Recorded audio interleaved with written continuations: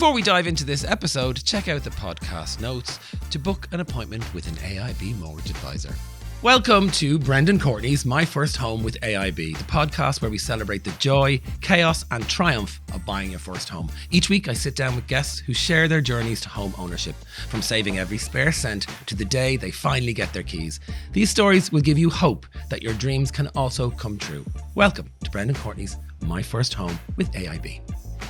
Jade Kirwan is a trained and professional makeup artist, but she's also a keen DIYer and an insulation expert, you will find out. In 2023, Jade broke ground on her first home, a self-build in County Tipperary. And last year, after many ups and downs, she finally moved in.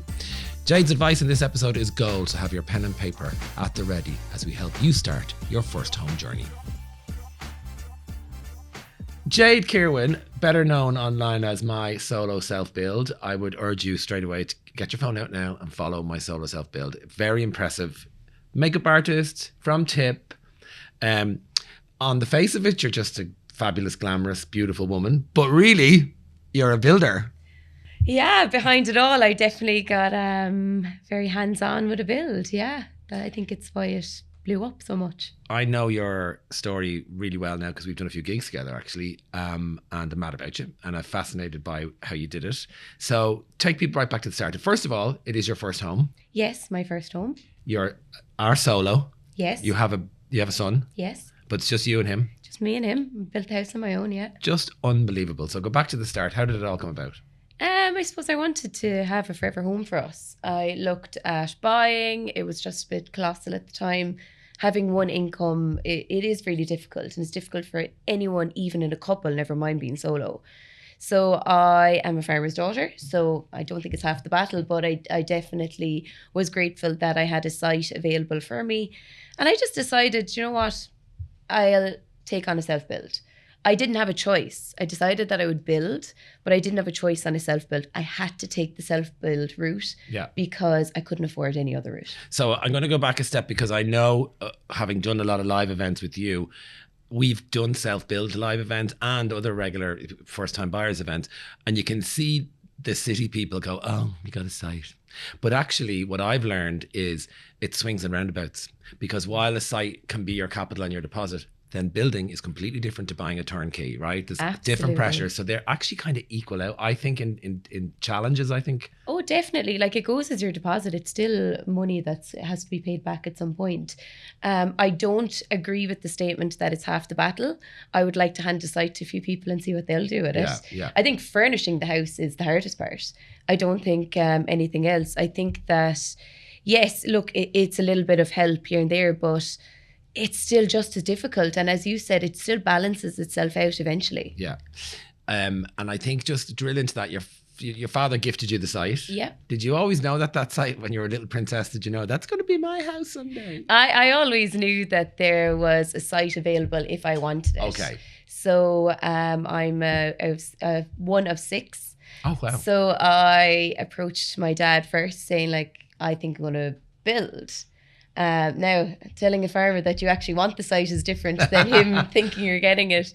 But so then I put my head down. As we said before, we've worked together, and at an event previously I mentioned going to the bank well in advance. So that's what I did. I went to the bank so far in advance it's nearly 9 years ago now. Literally, it's just a green field. Yeah. Oh yeah, God, yeah. And I went in and I was like, what do I need? So what is it that I need and what is it that I need to get? And from the day that I kind of half mentioned it to him to actually going about it was nearly 3-4 years later. Wow. So that's the one thing the bank will always tell you, and that's the one thing I've learned is understanding what your budget is. You can only understand that when you know where you are financially, and you can only get there when you talk to a financial advisor in the bank, right?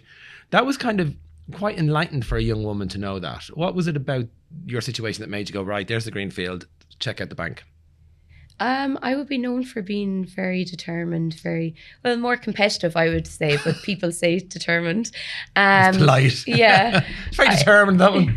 But it's that if I want something, I want to get it. No one has ever given me anything in my life. If I wanted something, but I'm asking as a young woman, how did you know, right, into the bank first? What was it about that? Because a lot of people don't know that, you know? Oh God, literally, because I didn't know where to go about this. I didn't know how much I would need. I don't know any sort of costings, anything. So being self-employed as well, that was slightly against me. Having a dependent, also against me. So what I did is I popped in and I was like, what is it you need? And literally they were like, you need to come back to us in a few years. Like, or that's kind of not going to happen. I was told that day one and I was like, do you know what? Telling me it's not going to happen made it happen. Wow. Because I was like, no, I'll prove you wrong. Wow. And I put my head down and I worked really, really hard. Did they give you a path forward though? Did they say? They do. They guide you and they were like, you're going to need X amount. You're going for like starting off. Yeah. And you're going, yes, okay, your site will help you that little bit, but it's only such a little bit. You were going to need a certain amount of savings. You're going to, and I had savings. I was very good. I've been working since I was 16. I've worked very hard all my life. At one point I had 3 jobs. Do you know why? It's not, we've been very much raised to work hard if we want something. Yeah. And that's the reason that I'm here today. Wow. Yeah. So do you think you're a special type of person, like, or do you think anybody can do it? No, I don't think I'm any way special. I think I have sheer ignorance. And that's to be really honest. I would like, people say, as I said, determined. I think it's just absolute ignorance. I hate that somebody could tell me I can't do something. And you're like, I'm doing it. Oh, I would do it just to prove them wrong. Every person that told me I won't finish that house, I just smile now. And I would, at this point again, and we all double screen, I would urge listeners or viewers on YouTube or wherever to get your phone out and have a look at what she did. It's a double fronted 2-story house. It's not just a shed down the back of your dad's field, which is what you would think you would build a chalet or maybe a 1 little bedroom bungalow. No, it's a big, big, impressive house, isn't it? My home is a very deceiving home. I have said that before. I purposely planned it in a way that it would appear a lot bigger from the road. My dad has a gorgeous country farmhouse and that's the nearest home to it. So I was like, oh, I kind of wanted to stay in line with that. We all want to have this house that appears big and be calculated, be really smart about it. And that's what I was. I was so calculated in the build that I wanted it symmetric. I wanted straight lines, cheaper to build straight lines. Yeah. These are all things I took into consideration. And for me, I wanted it to appear from the road as a wow house. Yeah. Of course we do. Everyone wants their house to be wowed. And you can extend whenever you want. That's the other thing. Absolutely. Because that's another big, I mean, I'm jumping way ahead here now, but that's a big mistake I've noticed people in self-builds do. They try and build too big, too soon. Yeah. Would you agree? Oh, absolutely. Yeah. People kind of get excited and they don't think about who's going to heat the house, who's going to clean the house. Yeah. We don't know look, it's me and my son Jack at the moment. I don't know what's down the line. Yeah. But I purposely built the house in a way that there's one wall that I can extend on. I thought about that. I also don't have a room downstairs. I have a small box room downstairs. But in years to come, what if it is that I don't need to or can't use the stairs? You got to think about But you really thought about it, didn't you? Yeah, so that wall is purposely built in that area with more site to that side so I can extend there. Wow. So you could live downstairs if you need to. Yeah. And let Jack have the roam of upstairs. The run of upstairs. There you Could you go. imagine? Yeah, I could imagine actually. Okay, so go back to the very beginning. You 9 years before any of this, you get the site. You say, Dad, what's the story? He says, yeah. You go to the bank. They give you a path forward and then take me up to turning sod. Yeah, so I got an architect. I kind of designed the house with him. I went through everything. He gave me lovely ideas, but it just wasn't what I wanted. So I just went back and I was like, look, this is it. This is the house that I want. I want loads of light. I want light to travel through from the morning to evening, which it does. I have a window both sides that shines straight through the hallway. Lovely. I don't even need to turn a light on in that hallway. Windows where the sun rises, windows where the sun sets. I really thought it through and I had the time to think it through because I had the time to try and get there. Yeah. So after that, then there's different paths you can take. There's no wrong or right. I dropped my architect when I got my planning and I moved on to my engineer. So he just does the signing off.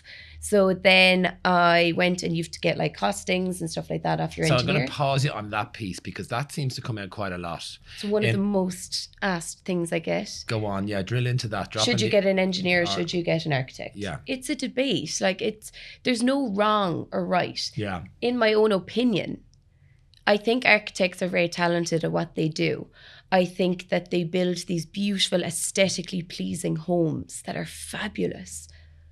But I think an engineer is going to build you this practical home that's livable. Yeah. That's my own opinion on the matter. I don't knock anyone's profession. I think they're all so talented. I just think it's up to you. You could have got an engineer from day one and you could have got to planning with them. Some also don't do it. Yeah. Personally, my architect stops at planning. He doesn't go any further with you. He just gets you to planning. I think, but legally and insurance-wise, it's your engineer that gets you signed off, not your architect. I think that's something people need to remember. I think the easy way for me to get my head around is an architect is a designer. Yeah. And the engineer is the nuts and bolts of how it actually will work. Yeah. And he'll go, that won't work there, that'll work there. And I think if you have a design leaning or you're into it and you spend, you know, a lot of people that I've met sit up, it's their hobby, sketching, using room sketcher, using pen and paper, whatever, thinking about where the light comes if they're in a house, particularly for extension or renovation, if they're living in the house. They have a real opinion about how that's going to work. And an engineer, I find with me, the engineer will shut you up pretty quickly. They'll go, that's They bring you back to reality. They bring you back to reality. Yeah, they do. And the architect likes what looks wow. Yeah. But sometimes the wow is very expensive. Oh, yeah. Sometimes the wow is just totally out of your budget. Yeah. And my whole thing was, I'm building solo and I'm very proud of that.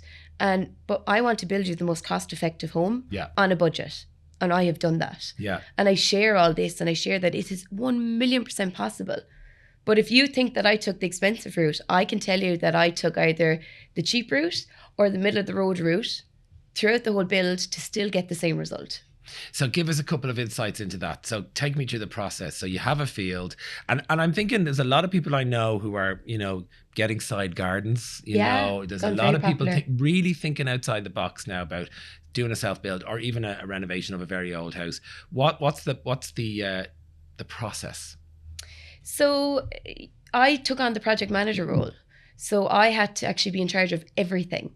Including budget. And you didn't get a QS? No, I didn't. Yeah. Just because I said, look, I could pay the QS and they're unbelievable. God, if I paid a QS, I would have had such a relaxing time. Yeah. Like, they're unbelievable at what they do. I paid a QS.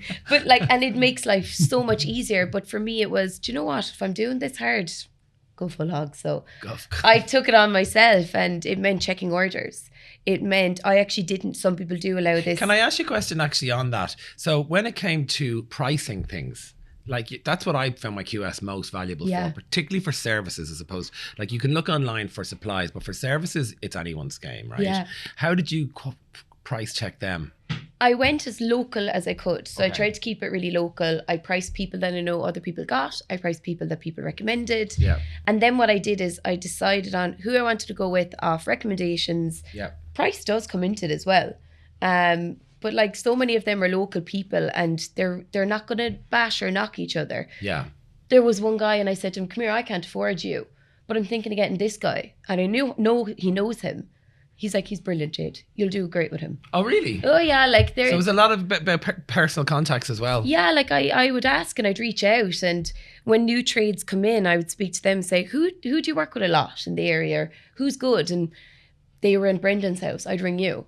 Brendan, what did you think of him now? Was he good, bad, and different? AIB's team of advisors are here to help you on your journey to get the keys to your own home. Click the link in the podcast notes to find out more. That seems like something you leaned into, was it? Working with local trades, really getting to know people. Brendan, I have a small business. Only for that small business, I wouldn't be sitting here today or built any house. Yeah. And I am so grateful for every person that books me or walks in my doors. And for that reason, I tried to give back to my community. I understand. And I'd say 97% of my build was local. Wow. And I love that. Yeah, I love that. And like my surrounding areas, Clonmel, Care, Thurles, they have everything you need. Yeah. But people feel the need to leave your local town. They feel the need to go somewhere else. Do you think that's the thing? Yeah. Yeah, it's all there. It's there in front of you. And how hard did you find the negotiation as a young woman, just to gender it for a minute? At the start, I found the first person I chatted with really difficult. Why? They didn't take you seriously? No, they took me as a woman, yeah. They took me as this persona of a woman can't build a house, she doesn't know what she's doing. And he never got the job. And to this day has congratulated me. Oh, really? On my house. And I told him he didn't take me seriously. And what did he say? He agreed. Did he? Yeah, he agreed. He asked me, did I want to call my brother or someone to come over to chat? And I said, no, because my money paying for the house. Did he actually say that? Yeah. Wow. And I told him we'll leave it there. Good for you. Like, and that kind of, do you know what? In a way, I'm grateful he did it. Really? Why? Because it gave me a kick that I needed. If you're going to do this, you really need to kind of get a bit tougher at it. Okay. It's a tough game. Like I tell everyone that you need to be so stern, you need to be so tough. It's your money. Yeah. It's your money. Hard-earned money. Yeah. Yeah. I'm not going to throw it away because somebody said the price is the price. You can negotiate everything, and you can, well, Paddy gave me this price, but Michael gave me this price. And were you good at negotiation? I'm very good. Yeah, I'd said St. Arabs. Do you enjoy it? Yeah, I loved it. Yeah. Okay. Yeah, my dad would be great like that now, so I think I get it off him. But would he be good at? Yeah. My dad is retired. He's farming. Dad is great in every aspect of helping in life, but unfortunately had absolutely no building. He's built 2 houses in his life, both by builder. Okay. He's a very hardworking man, and it's not something that, and he's like, I can't help you. Yeah. And I get that. I've no siblings in a trade. No one knows nothing. And like my brother's going building at the moment, and I'm now the go-to person. Oh, wow. Yeah, because they don't know anything about any of it. Okay. So I was really left in limbo. Like I didn't have a brother who was in a trade, or I didn't have a father who knew about, I don't know, digging out and doing all this. Like I didn't have that. And I see loads of people with that, and I'm in awe of them. Yeah. Because I didn't have it. I was really in total limbo. Yeah. But like you had to get on and make it work. Yeah, I didn't have anyone actually, because my dad was a builder, sadly had passed away, and so we couldn't hang a shelf. Yeah. Because when we first got our first places, he would step in or bring the lads over, and we just step back and tell them, Let them do it. Yeah. So I had to then do it on my own, and I found my QS really good because I'm actually not very good at negotiation. I'm kind of very... I like it. I want it. I'm just very, please don't make me do it. I cringe. Yeah. You know? And I actually think it's one of the gifts your parents give you, being good at negotiation. We renovated a house in Cape Town, and you go to B&Q, you had to negotiate how much the bath, like they go, how much you pay, and I'm like, I'm on holiday, just give me the bath. Yeah. So I don't enjoy that side of it, so that's why I needed a QS. But I think if you enjoy negotiation, which you did, right? Oh, I loved it. Loved the banter with it. Like, I'd let them sweat for a week. Would you? Yeah, I would, of course. Yeah. I'm like, I'll get back to you. I'll see. It's okay. I have another lad. There was never another lad if I said that. Oh, really? They never knew that. They know now. They're secret. listening now. They know. I know. But they'd often say it then if certain... That should be a advice for life. Yeah. There's another lad. Yeah, there's another lad. No, one guy said it to me. He's like, there was never another price. And I said, no, I always wanted you anyway. And he was like, for God's sake. And I was like, took that chance. We'll never know. Guess we'll never know. And he got you a better price. No, I went with him. Okay. But I negotiated him in his price. Okay, very good. And he's unbelievable. So I'm delighted. Yeah. Yeah. I have to say, every trade that came in the door were unreal. Okay. Unreal. And they still call me to this day, and they call in for a cup of tea. And did you find, actually, on that complete sidebar again, that your Instagram became a great accountability tool? Yeah, like my Instagram only came about very later in the build. Oh, did it? I documented it just for myself, and it was people asking me, just being polite clients, and they were like, how's the house going? What's going on? I'm like, yeah. Do people care? Do people want to see it? Oh my God, they care. Yeah, and then I was like, oh, I'll show you. And I posted a video on TikTok doing installation, and next thing I was like, what are you doing? And that's how it all happened. Now, that is particularly famous. It's worth a look at. I mean, how big is the house? 2,150 square foot. So she's not a small unit now at all, and you did the insulation entirely yourself. I did floor insulation entirely myself. Yes. It's worth a look, I have to say. And then I realised after that the way I did it was one of the slowest ways I could have done it. Oh, really? Yeah. I cut it by handsaw. Oh, okay. I cut every piece by hand. And what's quicker, electric? Electric. You can kind of build out of 2 timber slats. You can kind of build a mechanism for all the world and electrically cut it. Okay, and you didn't do that. Well, I found it out at the last room. So at that point I was like, I will hand cut this entire thing now. I've got this far. How did you feel doing that? I've watched that video, and I know if I'm the kind of person I go, I'll paint the walls, and I'll start and I'll do a corner, and I'm bored now. I remember getting a mad price for it, and then I was kind of like, do people do this? And I YouTubed it. Yeah. And then I was like, yeah, you can do it yourself. You go around, you measure them and you cut them, and it's just a big jigsaw. Yeah. It's literally a big jigsaw. And I was like, I can cut that. It was 150 thick. I can cut that. So I love the way you talk. It's 150 thick. Yeah. I'm back now. I've learned that. I didn't know what an RSJ was 2 years ago. Yeah. So, but like that, I was like, I could do it. And then they arrived, and I was like, oh my God, like the height of the ceiling in every room. I was like, oh my God, what am I after signing up for? But I literally went over one room a day. Okay. 1 room a day, or a room in the evening, or the smaller room, or get the hallway done, or get this point done. And I had to go back to work every day. So I was working full time. How much did you save doing that yourself, do you think? I would like to think the whole build. Yeah. About 70. No, how much did you save in the installation? We'll do that. Oh God, the insulation. Oh God, sure, I never paid anyone to labour it. Yeah, but that's what I mean. How much do you think thousands. Thousands. Oh yeah, they do thousands to labour that. Now they'd have done it 10 times quicker than me. Yeah. But in a way, I was like, do you know what? Sometimes it's okay to wait, and you can just save a little bit more. Yeah. Save a little bit more. So it took me weeks upon weeks to do it. And what's the balance in that? When do you decide, look, just get a tradesman in now. He'll be quicker. She'll be quicker. Sorry. Weigh it up. I always weigh it up. If it is cheaper, or even for your sanity, to go to work. So like the to slabbing. actually get yourself out to your own work. Like the slabbing, that came up with me. That was the first time that I said, "Mate, I can do it, but should I not?" Yeah. They were going to slab that whole house in 10 days. I was going to slab that house in 10 weeks. Okay. If I just went to work, it was so much easier. Yeah. And I did that, and that was the best decision I made. Because you kept your mental health. Yeah. And I went to work, and every day I came over my lunch, and I'd be like, oh my God, they have a full room done. Yeah. I'd have 2 pieces done. Yeah. Like I only did the slabbing of a few stud walls. That was it. Yourself. Yeah. It's just mushroom on like you anchor them with the mushrooms. So Yeah. It's grand. Like I only had very small areas to do because I studded the walls out because I wanted to put in shower niches. Okay, yeah. And I had floating toilets. Yeah. So for that reason, I could afford to put in the niche above it. Okay. And then it was a really clever way of getting the niche in without putting it in the block. Yeah. These are things to think about well in advance. Like if you want shower niches, they have to go into the blockwork. Yeah. Like people forget that. Yeah. Then people are looking to add them in. Like that's so much harder. Yeah. Whereas I knew I was studding out the wall for the wall hung toilet. So that's when I was like, I'm going to put the shower niche over that. Yeah. Yeah. Also, I did simple things like really extend out the windowsill where the toilet's going, and you don't even notice it when it's finished. No, you can put things up on it. Yeah. So I kept the whole wall flush to add the shower niche into that and make it nearly.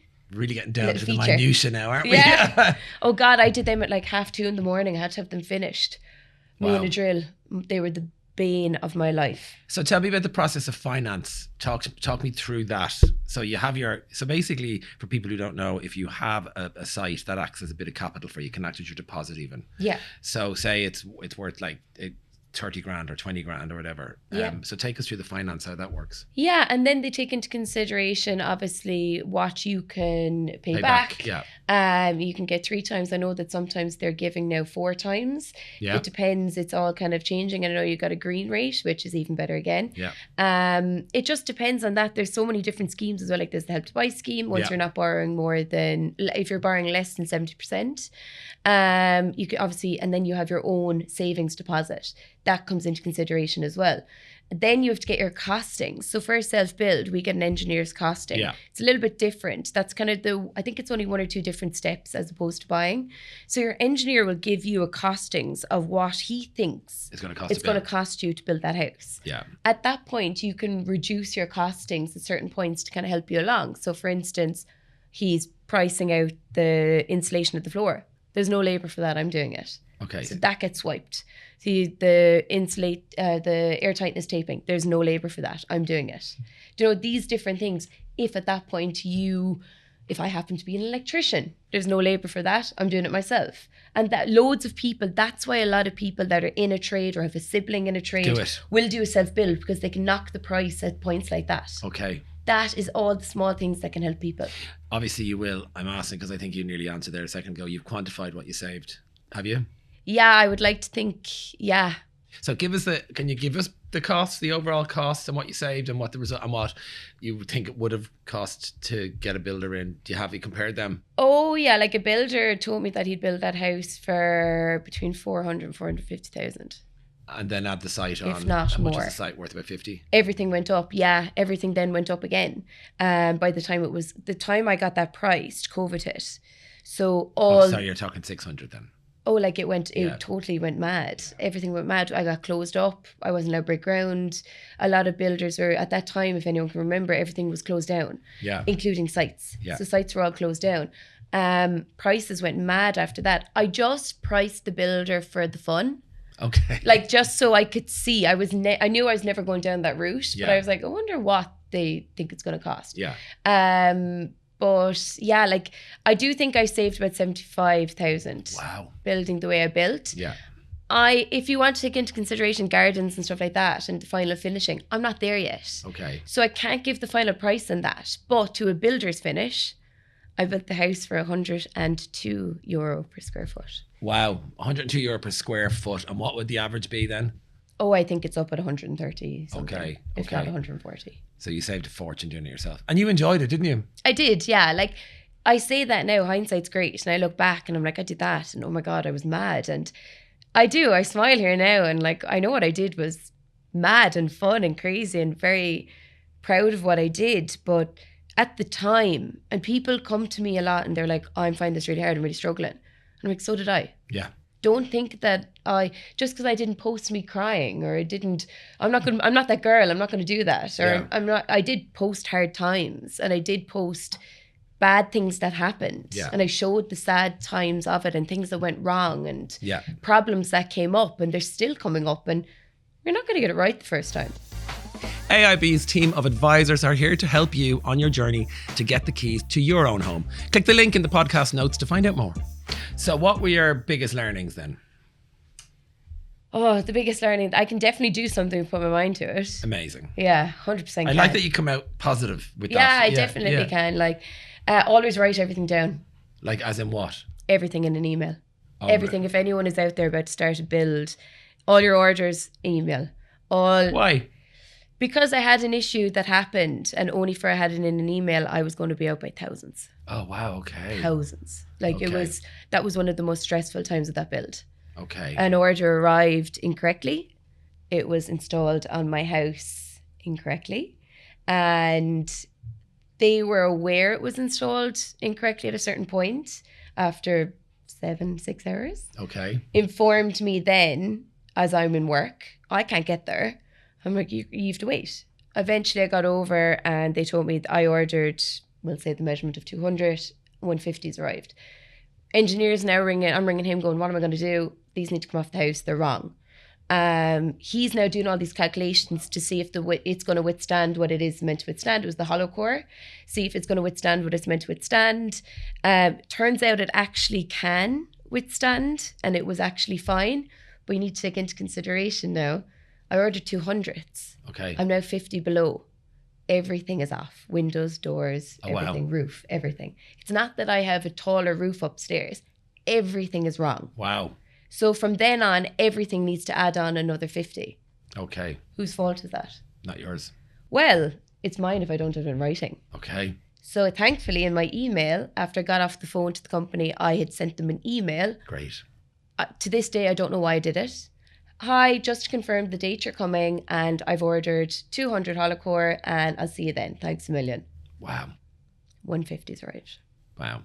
Brilliant. So write everything down. Write everything down. Put it all in email because by God, it'll stand to you. Okay. Very good advice. What else? Spray the mushrooms. That's What? my favourite one. Spray the mushrooms. What's that mean?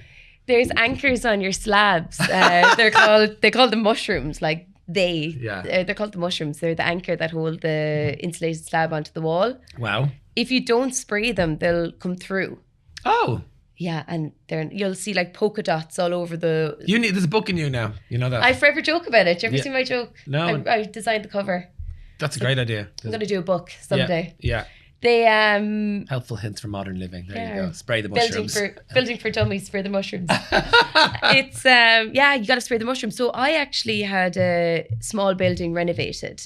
I'd nothing to do with it. I'd never done anything before I built this house. So I had a handyman come in and do it. Handyman did not spray my mushrooms. Okay. Because he didn't spray the mushrooms, what do I have all over my walls? Oh, they come through. Polka dots everywhere. Okay. Yeah. And they can't be papered over or fixed? You can, I'm currently actually fixing them. I'm bringing people along to show them how you can fix it. Okay. So you have to prime them. Wow. So I've now since primed them and repainted them, but then the primer can come through a little bit. Which is totally avoidable. Yeah. But I'm trying to fix it. You can actually, some people will just leave them if unfortunately it's after happening to them and they'll paint over them. You'll also notice if you do have mushrooms popping through or the anchors popping through, and you light candles a lot, they'll stick to it. So you'd often see people with like the flash mops or towel on a sweeping brush, and they'll mop them down. Oh my God. And it will come off or repaint, and it'll hide it for another 2-3 years. Oh, wow. You don't want, I look at them every day of the week. Like, That leads me to my favorite thing I've ever heard you say on stage, which is the one thing to watch out for is decision fatigue. I love that. Yeah, Because that is the most thing. That's the biggest thing. You asked me, was the biggest thing stands out to me. It was that. You're tired at the end and they'll keep asking you to make decisions. Yeah, that's what I always say to everyone. When you're about to give up, don't give up. And somebody said that to me. And I was like, what are you talking about? I want to give up now. But like, I didn't actually get it. But now I get it. I know what it means. At that point where you are totally deflated and you don't want to make any more decisions, and you're more than likely at tiling, you're nearly there, you're nearly moving in, you've given up. So someone say, do you like that? Yeah, it's lovely. What colour grout? Oh, I don't care, white. That'll do. It's fine. It's not fine. You'll have to live with that. It is not fine. Don't do that. I did it once briefly, and at 1 o'clock in the morning I pulled tiles down off the wall. Okay, you weren't happy. No, I didn't like them, and I overthought the whole thing, and I thought I was being cool with them, and I wasn't. They were horrible tiles. And I went over at 1 o'clock in the morning, couldn't sleep. And I was like, why did I make that decision so quickly? Because I was tired. Yeah. And I needed to just actually walk away, take a minute and come back. Yeah. And that was the moment I realised that's what my friend Hannah, I was like, that's what she meant. That is exactly what she meant. Don't make the decision quickly because you're tired. Take a minute, walk away and come back. And I would tell everyone to do that. Couldn't sleep, 1 o'clock in the morning, cat a chisel, put them all off the wall. Fair play. Decision fatigue does seem to occur, as you just said, on finishes, and they're the things you have to look at for the rest of your life. Look at them forever. Which is tiles, bathrooms, kitchens, finishings, trims, all those things. You have to look at them forever. So actually, that's why I painted everything white. Yeah, I sprayed it white. I sprayed it white because I was like, it's much cheaper decision. Because I couldn't commit to anything. And then I went with everything neutral. And my builder at one point said to me, you are so decisive. I was like, no, I'm not. First of all, I asked you what the price is. Then I go with that one that I can afford. And then I go with neutral. Yeah. Because then I know I haven't committed. You can pop with items. Like, yeah. Even there, someone commented on my sitting room recently and they said how it's so clean cut and it's gorgeous and it's fresh and it's bright. Yeah. And yeah, it's all of them.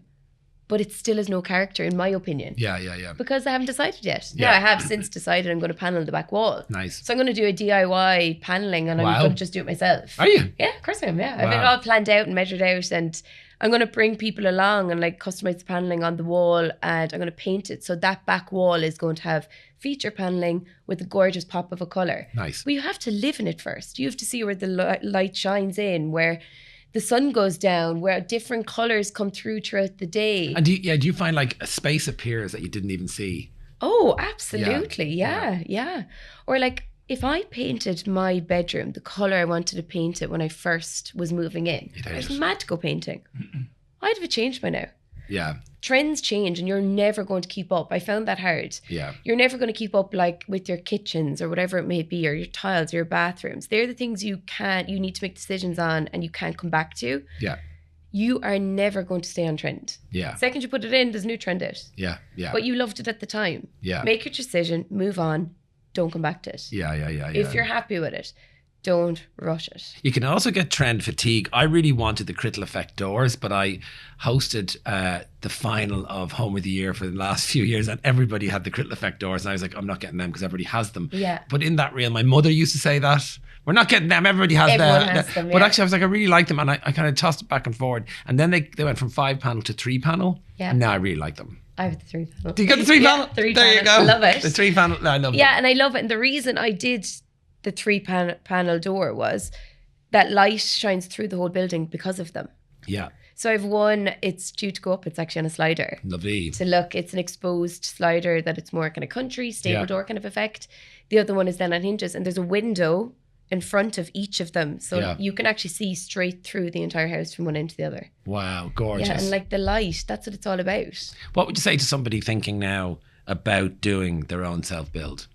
What would your piece of wisdom and advice be? You're definitely able. Absolutely able. Don't doubt yourself once. If it is the case that you really don't think that you are mentally able, accept that, and that's okay. Yeah. Get your project manager. Yeah. Get your project manager. Like what I did is I took on all of that. I did the QS side of things. I did the project managing side of things. You do have to be hands-on. You're there all the time. You have to be there all the time. I used to go over at 5 a.m, and I used to make sure that the deliveries happened when I was there at lunchtime. And if they're looking to deliver before that, I'm like, no one touch that delivery until I get over there. They're usually wrapped. I want to check everything is there. I'm not, like, I've heard so many crazy stories about things were delivered and things went missing and things happened. Like, I'm not saying that's going to happen, but it does happen, it does happen. Of course it happens. You have to be in control of it. And if you're going to spend this money, I didn't leave anyone buy on my account. Okay. Never let some people do. I didn't. I made all the orders. You want to order something? Text me your list and I'll get back to you. Very good. My way of trying to keep it budget, this was my own way. I was trying to think of a way like that I could not overspend. Yeah. So if you've asked me for 3 books or something, I'll get you 2. Okay. I can always go back on 1. Yeah. Do you know where I'm like, do you really need 3 now? Is 3 pushing it? I'll get me 2 and see how we go. Do you know, like, very good. There's clever ways about it. If it's something that's easily you can get, like I dealt with TJ O'Mahony's for my entire build, and they're brilliant. And like, you'll build up relationships with these people. Yeah. They were Jade installations going up. They'd ring you. They'd inform you. They'd let you know. Like, they're all going to be on your side. So sorry, they'd inform you that the price was going up. Oh, So God, order now. That's brilliant. So would. become friendly with your local supplier as well. Yeah, because you're in with them. I was giving them an order once a month, once every 2 weeks. Okay. Do you know, I didn't want a lot of things left at site. You have to be really clever. So I didn't want all these valuable items left at a site. I don't want them left in a building. I didn't want any of that. So I only ordered as I needed. Oh, very good. Also, you've less space for storage. Okay. Think about that as well. Where are you going to put it all? Yeah.